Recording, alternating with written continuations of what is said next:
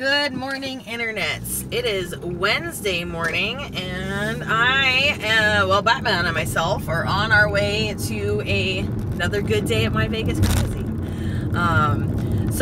Yesterday I talked to you guys a little bit about why I was a little freaked out about getting back on the freeway. And you know what? Talking it out and posting about it actually really helps, so I feel much better about that today. So thank you everybody for listening and for being so kind. I really appreciate that. I talked to a couple people in the comments, and I also got a couple of emails from people who wanted to know more about the boat wreck that happened in 2012. So I am going to do my best to tell that story today. This happened, as I said, in 2012. I had just around New Year's of that year, that was just our anniversary, began dating a really cool dude named Rob. And I was super into him. It was so lame. But that's actually the year that I started to learn about motors and how things really worked, because Rob worked on motors. Rob and somebody he knew worked together on a Cracker Box boat racing team. Now, if you don't know what a Cracker Box is, congratulations, you and most of the world don't know what a Cracker Box is. But basically, they are 14-foot long, flat bottom boats, not V-hull, not shaped like this, but flat bottom boats, where you sit behind the motor. So the motor is in front of you as you're piloting this thing. And there is a drive shaft that comes out of the motor and goes directly to the prop.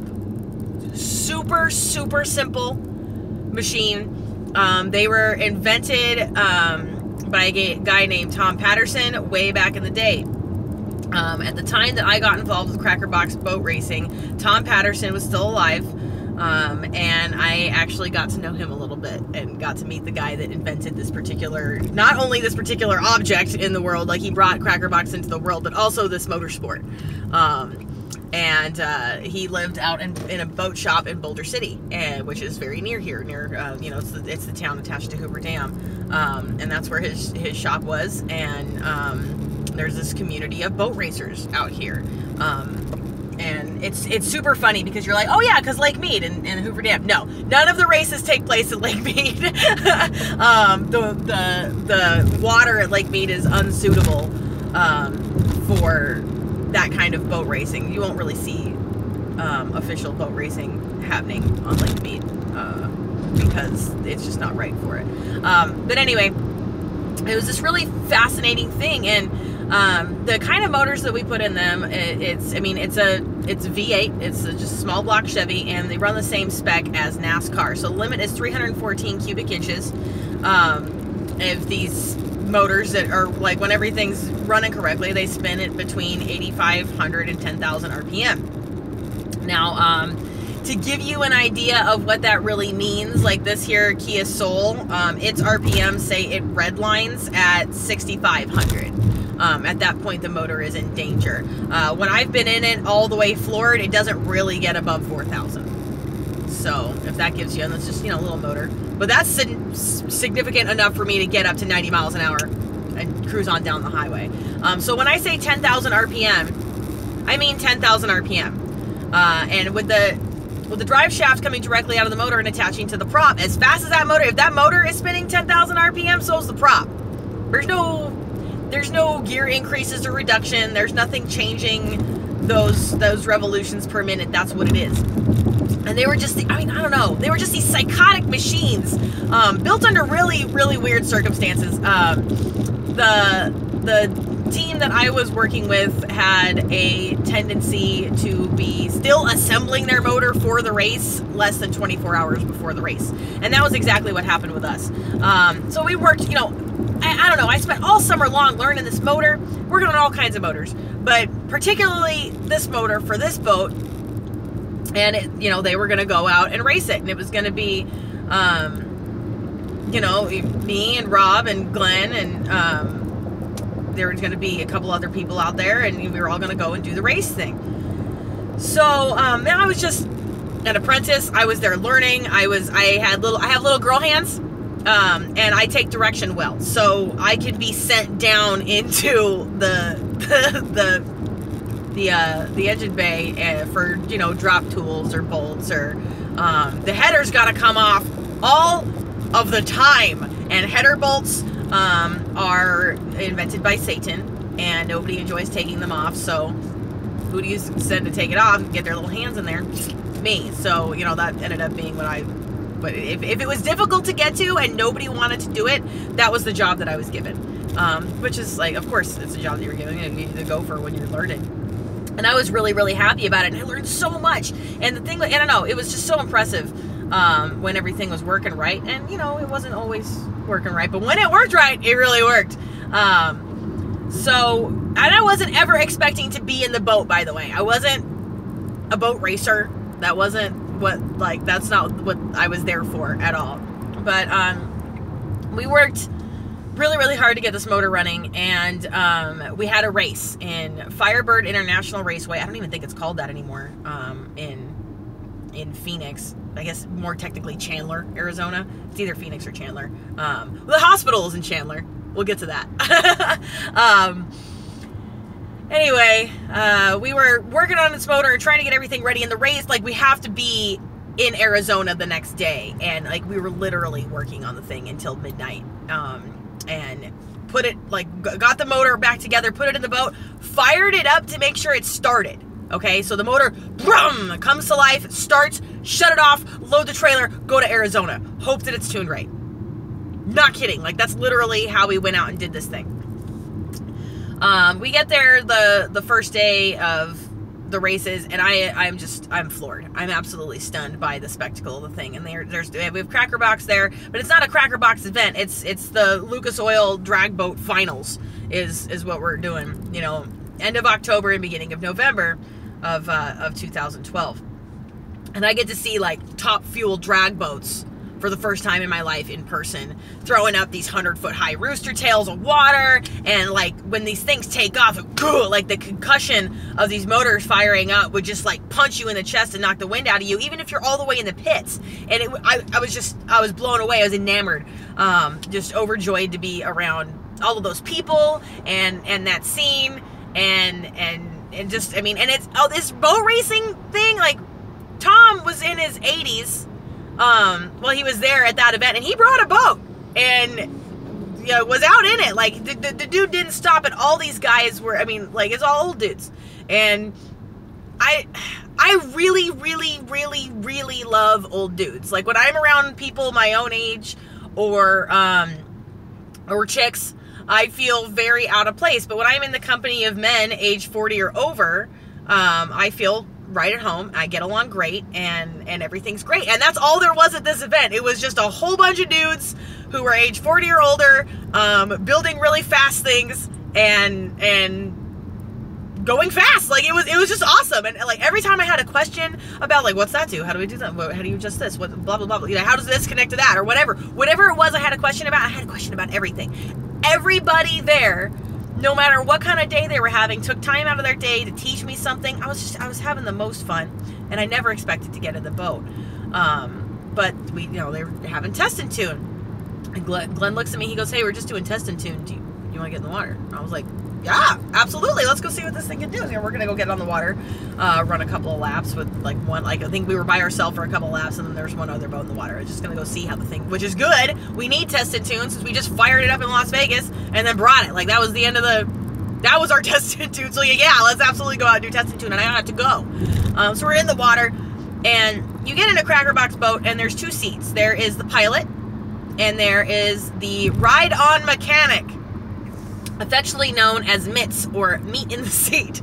The ride-on mechanic mostly monitors oil pressure. So, like, your job is to watch the gauges and stuff and signal to the pilot if you have a sudden drop in oil pressure, if something is blown, if something has happened. How you are to signal to the pilot is by flailing erratically, because there's no possible way to communicate verbally. It's just too damn loud. We sit right behind the motor, and the headers are in your, there's a header here, and there's a header on the other side of the boat, and they're like blowing right in your face. There's no possible way to to hear each other in that situation. Also, there's no seatbelts. in a Cracker Box. We run what's called a nostalgia class. And that means because they are old, they are not subject to a lot of the same safety regulations as a lot of the other motorsports. And for the most part, that's not so bad. It's perfectly fine. There hasn't been any fatalities in Cracker Box racing in an official race that I have personally heard of in a very long time. Now, that doesn't mean they haven't occurred in testing. That doesn't mean it hasn't occurred at something that I haven't heard of. I'm just saying, like, it's not big fatalities in the sport, so I felt mostly okay. Go out and get in the water. We were just doing test and tune, and we get up to speed, and the thing gets on plane, and what that means is, like, when everything's working properly, the only thing in the water is the prop, and just, like, the very back fins of the boat. It gets up and less drag that way. The less of the boat that's in the water, the less drag it has, and the faster it'll go. Oh, by the way, these things race on an oval. They go out, race, and we turn on a pin. So there's one buoy in the water, and you make the turn around that. It's like nothing else. I've never been so scared in my life, and I've never had so much fun in my life. Like, it was horrifying and frightening and powerful, and just like it was wonderful. I loved it. It was fantastic. We go on test and tune, and then the boat just dies. Like, we're out kicking ass. You know, things at 9,800 RPM, like right where we want it, and everything's doing what it's supposed to do, and it's fast as hell. And it just stops. It just shuts off. And we're just sitting there in the water. And Glenn looks at me. He goes, "'Cause you're a girl. Girls are bad luck. You don't bring girls in a boat." And I was like, "Yep, definitely because I'm a girl. Not at all because that ignition got wet. At all. Not at all because you're having problems with that there MSD. It's definitely because I'm a girl. It is never because I am a girl." All right, I just had to get that out there. That is never the reason. All right, but anyway, so the boat shuts off. They go and fix it, do whatever they need to do with the ignition. Points races come up. And Rob runs over to me and he goes, "Hey, so you want to get in the boat?" And I was like, "I was just in the boat." He goes, "For like a points race?" And I was like, "What? I'm not supposed to be in the boat." He goes, yeah, but the other guy who was gonna be says that, like, you can have his spot. We'll just slap a helmet on you and send you out. And I was like, okay. So he put a helmet on me. That wasn't my helmet. And we put a life vest on you. Oh, by the way, the life vest for this is not like a life vest like you're used to. This is not going out cruising, wakeboarding, like life vest, woohoo, cocktails. This is like a serious piece of equipment. And you know that you're making a weird choice when, like, you're getting in a boat and someone puts a life vest on you that has a parachute on it. Because if you get ejected, that might be necessary. Some of the life vests have parachutes, some of them don't. And like, oh God, it was ridiculous. And get my hair, and at that point it was like down to the middle of my back and highlighter pink. So stuff it all up in the hat, or in the helmet, in the boat. And you're just boiling out on the water. Like, you're just sitting there.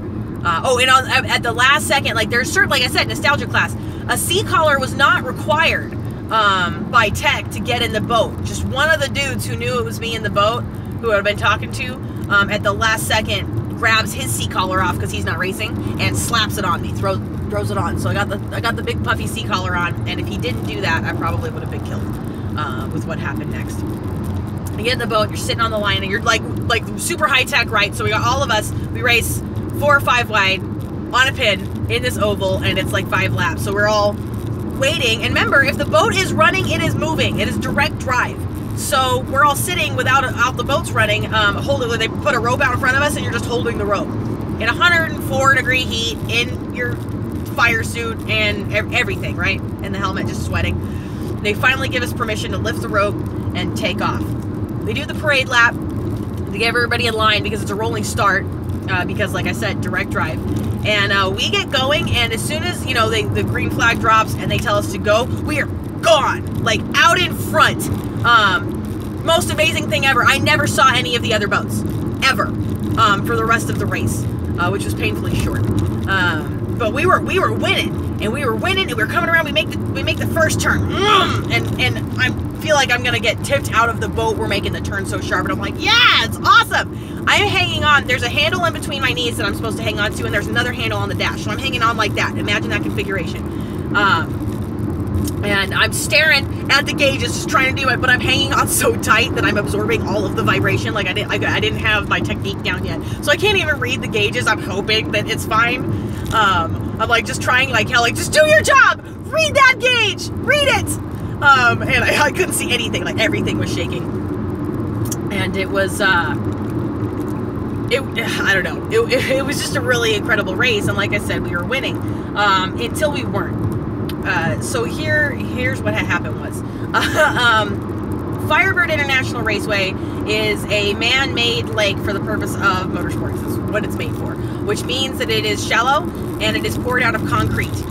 It has no natural filtration. There is no natural water feeding it, and there is no natural egress of the water there. It is a stagnant pond. And if you think it's gross, it's absolutely gross. My first day there, I was actually like, I've been to a lake before. So I get out of the lake, and we're at the pits, and I'm trying to figure out what the hell is missing. Like, what is missing in this place? And it took me like 2 hours to figure out, like, my sensibilities, my animal brain is telling me something is wrong here, something is amiss. There are no birds and there are no bugs at this lake. Have you ever seen a lake, man-made or otherwise, with no birds and no bugs? That's a clue. So, we'll get to that. That's how nasty the water is, because every time something breaks and dumps a whole bunch of oil or fuel or something into the water, it just hangs out. All these boats in the water, and there was breeze, yada, yada, yada, made chop. A wave, we caught a roller. So this means that a wave bounced off the concrete wall, and the wave was reflected instead of absorbed. So the wave came back and popped us out of the water in the turn, and the boat unwound. Now what that means is, like I said, it is direct drive. So we have a motor in front, got a drive shaft coming out, and a prop at the back. Simple enough. The prop spins and the boat goes forward. The boat came out of the water, and now instead of having the prop spinning, we have the entire boat spinning around the drive shaft, because it's literally, we're making that much torque. So the boat is now spinning. So it's in air and the boat spins. I am on the left side of the boat. I am ejected from the boat, and the boat, in the moment that I am ejected, the boat torques around the drive shaft at that 10,000 RPM, and the edge of the boat right there, it struck me in the outside of my left thigh, just above the knee, basically ripping my leg apart, and sending me cartwheeling, like, they say 30 feet up and many, many feet away. Now, at this point in the race, like I said, we were winning. Now it is dangerous. You do not want to be winning if you are wrecking, because what that means is that there are boats behind you in the water that are all dragging spinning butcher knives behind them, and you could get run over and, mutilated. So seriously, everybody in the race who was behind us drove out of it in the most spectacular fashion. Everybody did everything they could to not hit me or hit the pilot, and they succeeded. My pilot was pretty roughed up. He had a softball size welt on his right ass cheek, because he got so banged up. But anyway, I was cartwheeled away from the wreck. I remember not everything about the accident itself. I do remember I remember coming up to the surface in part, and then I have some time missing, and then I remember the emergency crew who came and pulled me out, and I have some vague memories of opening my eyes and seeing the emergency crew, and there was this sound, this horrible screeching sound, and I told that it sounded like a siren or something, and I told them, I'm like, oh, my head was pounding, and I was just like, can you turn the siren off? And they're like, what? And I'm like, turn the sound off. And they're like, oh, honey, that's you. You're screaming. That's not a siren. So if you stop, that sound will stop. And it did stop at that point. It was, I was in a lot of pain. I remember right away my leg hurt bad. They pulled my helmet off, and all that pink hair came out, and it was found out that I was not, in fact, the man that was supposed to be in that seat. And the track was not very happy with me or with any of us about that. Like, I had my sunglasses on inside my helmet, because we all have sunglasses on inside our helmets, and the force of the impact took my sunglasses around upside down to the back of my head inside the helmet. So they pull the helmet off, the sunglasses are all in there, and they take me to the shore, and I'm very much in shock at that point. The very first person who meets me at the shore when they pull me out is Patterson. Old man Patterson ran on foot from the pits, full out sprint, to come check on me and make sure I was okay. I've never seen anything like that. And Rob got there, and I was very much in denial about how much I was hurt, and I denied medical care at that point, because I was freaked out, and I didn't want anybody touching me. I didn't really understand what had happened. I knew our boat had wrecked, but I didn't really understand just how badly I was hurt, and I was in denial about it. I made them take me back to the pits. I was such a pain in the ass. I wouldn't let anybody take me to the hospital. And I don't know how I managed to get away with that, but like the officials were like, okay, let us know when you change your mind. Not if, but pretty much when. And I remember one of them going, is this her first wreck? And I heard somebody else go, yeah. And then at that point he was bored with me. He was like, oh yeah. Like he'd seen this kind of denial before or something, was the sensibility that I got. And I was like, yeah, I just want to walk back to the pits. And I stood up and just hit the deck, because there was nothing, like my leg had nothing. It had nothing there. So I sat on the back of a tailgate and made, I don't even remember, I think it was Tom, drove me back to our pit, and I crawled up into the trailer and laid down on the bed in the trailer and just kind of sat there, and Rob's there, and he's like, his hands are shaking a little bit, and he's just waiting. And I was like, what are you waiting for? He goes, oh wait. What are we waiting for? Like, find out what's up with the boat, what's up with the pilot? He goes, everybody's fine. I'll wait. I was like, okay, what are we waiting for? He goes, nothing, have some water. And so I was just sitting there waiting, and I didn't know what he was waiting for. And then I found out what he was waiting for, and I started to bawl. Not because I was in pain, and I was, but because I realized that I had almost just died, and like it was starting to really sink in that my life almost ended today. That could have been the end of everything. I would have never seen Rob again. I would have never seen his kids again. I never would have seen my parents again. Like, it just all hit me all at once. And that's what he was waiting for, because Rob was wrecked before, and he knew what was going to happen. And he didn't leave me alone.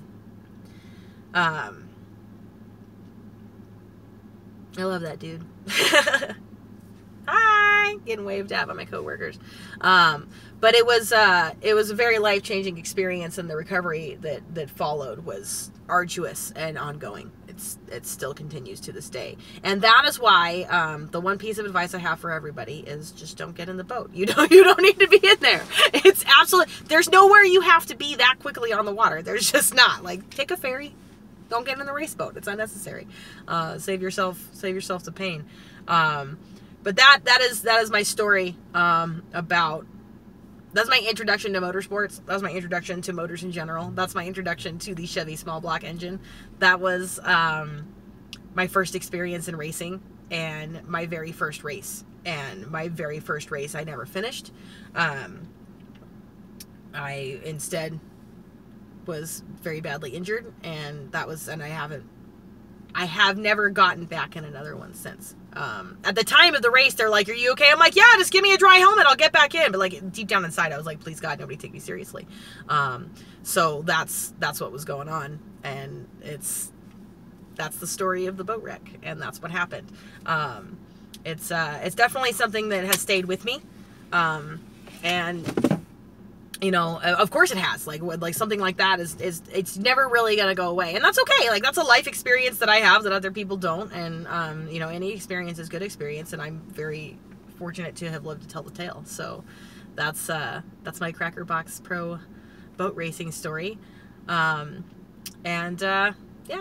So the injuries were extensive. It was an internal knee dearrangement and dislocation, blew out my meniscus, walked around on it busted like that for 2 years before somebody finally agreed to give me an MRI so they could find out that everything had been ground apart and was all fucked up, screwed up. That was so bad. I can't believe I just cursed. But it really was. It was totally FUBAR. And they had to remove it. So, and like scrape the bones and grind everything apart on my kneecap to make it all fit back together. And it's, meh. It's better than it was, but still pretty crappy. Yeah, so that is the story of the boat wreck. Thank you guys for asking for the story. I hope that's, you know, that contained enough detail. If you have any more questions, please let me know in the comments down below. And thank you so much for watching. If this is your first time on the channel, thanks so much for being here. Please consider subscribing right over here. Here's some other things I think you'll enjoy right down here. My name is Katherine. This is EVs of Nevada. Please remember to like, subscribe, and smile!